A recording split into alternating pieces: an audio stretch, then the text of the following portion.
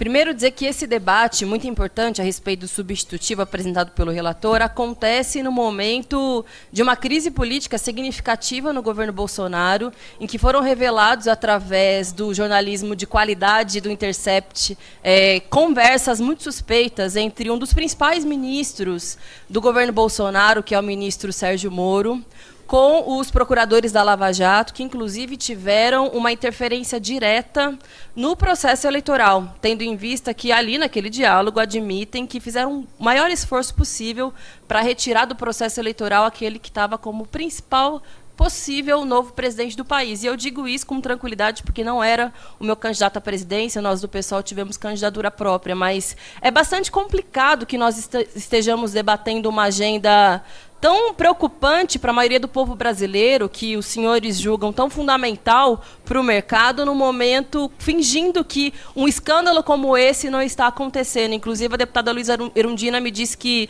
deputados da base do governo estão lá na comissão dela tentando impedir a possibilidade de convocação do ministro Sérgio Moro a essa casa, porque devem ter muito a esconder, não só dos deputados, mas também do povo brasileiro.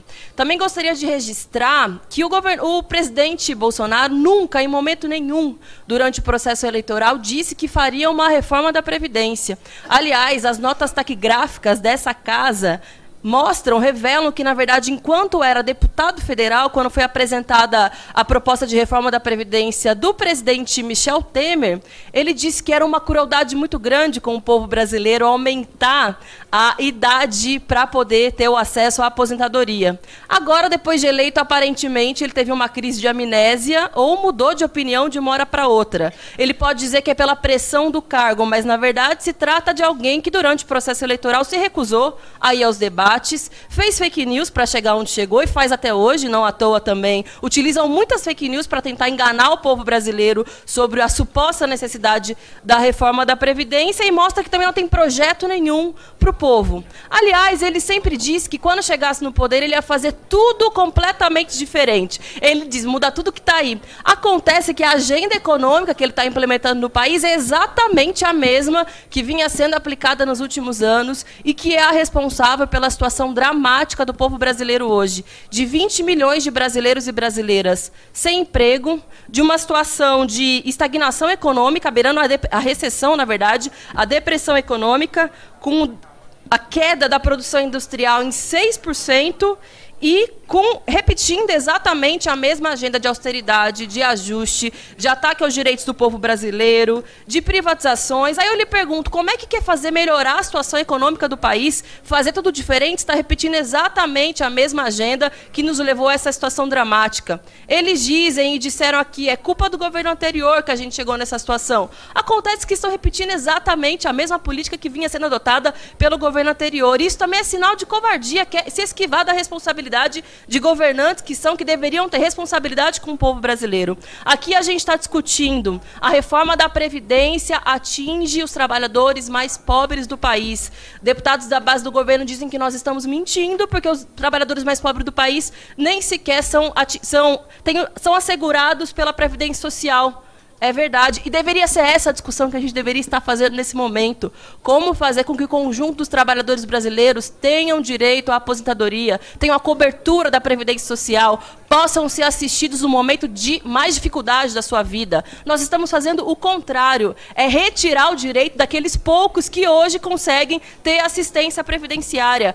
Hoje existem mais brasileiros no trabalho informal do que do trabalho formal. O que a gente está fazendo é prejudicar aqueles que também estão no mercado informal, no mercado formal, aliás, ao invés de pensar saídas para melhorar a situação daqueles que estão na informalidade, que não conseguem contribuir, que estão desempregados, mas o governo não oferece nenhuma saída para esses trabalhadores. Só tem um argumento terrorista, de que se não tiver a reforma da Previdência, o Brasil quebra. Se não tiver a reforma da Previdência, não tem dinheiro para educação. Se não tiver a reforma da Previdência, não tem dinheiro para saúde. Como se aqui tivesse um bando de idiotas que não pensam, que não têm a assessoria técnica, que não estudam e que não compreendem que, na verdade, é uma escolha política e uma escolha também do ponto de vista econômico de privilegiar um setor da sociedade em detrimento do outro. Teve um deputado do PSL que diz aqui agora há pouco que é demagogia a gente falar que está se preocupando com os pobres do país. Não se trata de demagogia, se trata de obrigação de qualquer parlamentar eleito numa sociedade como a sociedade brasileira, em que a maioria do povo é, sim, o povo pobre, em que está aumentando o número de miseráveis, e que tem gente que, inclusive, está tendo que cozinhar com lenha e não mais com gás de cozinha, porque não tem condição nem para isso, de ter o mínimo de dignidade dentro do seu lar. Então, se não for para pensar nos problemas mais profundos do povo brasileiro, dos pobres, dos miseráveis, eu não sei o que esse deputado está fazendo aqui presente. Ele pode ter nascido em berço de ouro, pode morar num condomínio de luxo, mas eu tenho certeza que não fez campanha somente em condomínio de luxo. Teve voto de pobre. É para os pobres, sim, que nós temos que trabalhar aqui dentro e nos preocuparmos. E é por isso que, ainda que eu reconheça que existiram alguns pontos interessantes de avanço no relatório do deputado Samuel, como, por exemplo, a retirada da capitalização. Isso é fundamental, tendo em vista que os exemplos que já foram explicados aqui nessa comissão especial, dos 30 países que adotaram, 18 já fizeram a revisão ou estão revendo, porque é um modelo insustentável, cria uma geração, um número imenso de idosos miseráveis e faz com que as contas públicas não fechem, porque o custo da transição é muito maior. E aí eu gostaria de fazer também uma observação sobre o Paulo Guedes, que foi para a imprensa dar um chilique, dizer que é um absurdo que tenha retirado a capitalização da reforma. Veja bem, o sujeito teve 5 meses para apresentar para a sociedade brasileira e para aqui, para a Câmara de Deputados, os custos da transição, uma projeção que seja, a viabilidade da capitalização. E até hoje não o fez. Aí vai dizer que a culpa, na verdade, da Câmara de Deputados de ter retirado a capitalização. Sinto muito. O senhor Paulo Guedes, ele é o ministro da Economia, essa deveria ser a obrigação dele, mostrar a viabilidade desse processo. Inclusive, disse que sem a capitalização pode desistir da reforma da Previdência. É praticamente uma confissão de culpa. Ele não está interessado na suposta economia de 1 trilhão ou de um pouco menos que foi apresentado pelo relator. Na verdade, ele está interessado única e exclusivamente na capitalização, que é uma forma de fazer com que os bancos e fundos de pensão administrem o dinheiro da contribuição dos trabalhadores mensalmente, que, aliás, o senhor Paulo Guedes já ganhou muito dinheiro, pelo que estão dizendo, pelo que o TCU desconfia a partir de uma investigação que é feita dos fundos de pensão fraudulento que ele administrou, e com isso ganhou muito dinheiro ao longo da sua vida. Não disfarça que está muito preocupado em ter retirado a capitalização. Mas eu gostaria de dizer que, para além da capitalização, da alteração para o BPC e dos trabalhadores rurais que o senhor corretamente retirou da reforma da Previdência, ainda tem outros pontos que se mantêm muito graves. Um deles é a base de cálculo, de que não mais se excluiria os 20% menores salários. Isso significa uma redução drástica na renda de milhões de trabalhadores e, consequentemente, o impacto na economia dos municípios, em especial os municípios pequenos brasileiros, aqueles que têm menos de 20 mil habitantes, porque são eles os que mais dependem da contribuição previdenciária como fonte econômica, como fonte de possibilidade de atividade econômica, muito mais do que o Fundo de Participação no Município, muito mais do que o próprio ISS. Reduzir a renda desses trabalhadores brasileiros tem um impacto direto na economia brasileira, porque significa menor poder de compra, menor poder de consumo. Muitos desses idosos são arrimo de família, é com esse dinheiro que se sustenta uma família inteira, e às vezes se abre um negócio local em alguma cidade do interior. Por isso, reduzir o valor da aposentadoria indiretamente também é criar uma geração de idosos com condições de vida muito inferiores àquela geração anterior, no momento que ele mais precisa, porque tem gasto com remédio, com cuidador e tantos outros temas. Pegamos aqui um exemplo feito pela nossa assessoria de que alguém que hoje recebe 2 salários mínimos e contribui para a Previdência por 31 anos, mas que por 6 anos da sua vida, lá no início, precisou contribuir somente com base em um salário mínimo, porque ele tinha um salário menor, a perda que esse sujeito vai ter na sua aposentadoria é de R$ 394 a menos do que poderia ser com as regras atuais. É um impacto gigantesco para aqueles que só têm isso como fonte de renda e de sustento.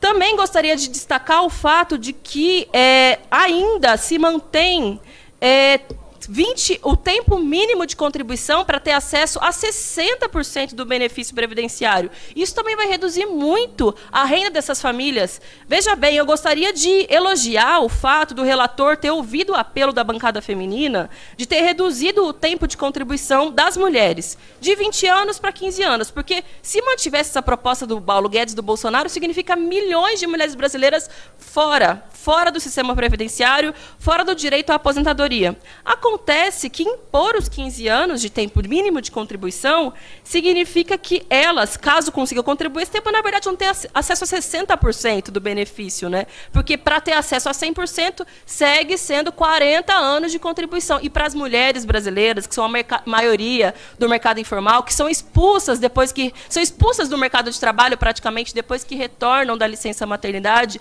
dizer que elas precisam contribuir por 40 anos para ter acesso a 100% de uma aposentadoria que já vai ser rebaixada porque vai excluir os 20% menores salários, é uma crueldade sem tamanho.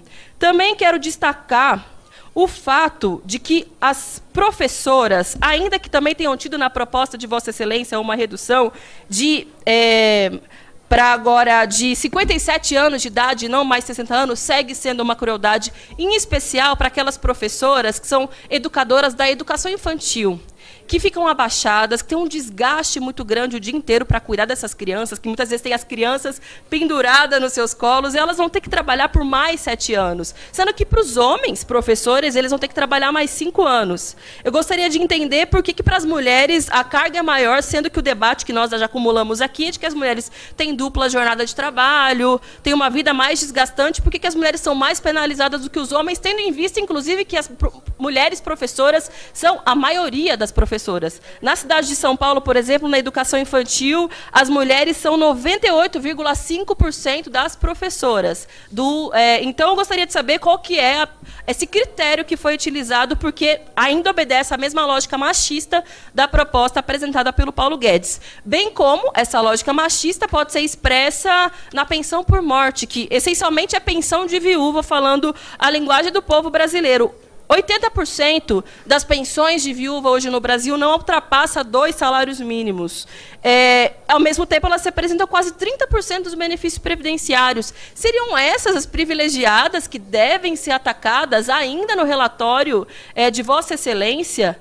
Tendo em vista, inclusive, que dentro do próprio sistema previdenciário geral brasileiro, a média dos benefícios é de R$ 1.300. Aqui a gente tem que ser bem direto ao ponto. A gente não está falando de mexer em privilégios, e é lamentável que deputados da base do governo sigam insistindo nesse argumento, sendo que o povo brasileiro sabe muito bem que quem acorda cedo, quem vive de trabalho, quem tem patrão, de longe não é privilegiado. Se a gente está falando de combater privilégios e privilegiados, a gente deveria, de fato, mexer naqueles que estão muito no andar de cima. A exemplo dos banqueiros, por exemplo, que por algum motivo o Partido Novo está contra aumentar a taxação deles, sendo que a gente deveria aumentar ainda mais, porque eles são muito e muito privilegiados no nosso país. Através, por exemplo, da taxação de lucros e dividendos, com isso a gente arrecadaria 55 bilhões de reais ao ano. Com o imposto sobre grandes fortunas, arrecadaria 47,6 bilhões ao ano. Com a majoração das alíquotas sobre o imposto de grandes heranças, seriam cerca de 35 bilhões de reais ao ano. Também a nossa sugestão é que se faça uma revisão das práticas de desonerações fiscais, tendo em vista que muitas dessas empresas, com o argumento de que contribuem para a sociedade, não contribuem coisíssima nenhuma, como, por exemplo, a Vale do Rio Doce, que a maior contribuição que deu foi matar um rio inteiro e mais centenas de famílias que até hoje choram sem indenização pela morte dos seus filhos causados pela Vale do Rio Doce. Também com isso a gente conseguiria fazer uma arrecadação muito maior mexendo no andar de cima, e não precisando atingir aquele que o governo chama de privilegiados, mas na verdade são os mais pobres, são os trabalhadores no país. Com a nossa proposta, senhor presidente, senhor relator, nós conseguiríamos ter uma arrecadação de 142 bilhões ao ano, mas com a proposta apresentada são de 91 bilhões de reais ao ano.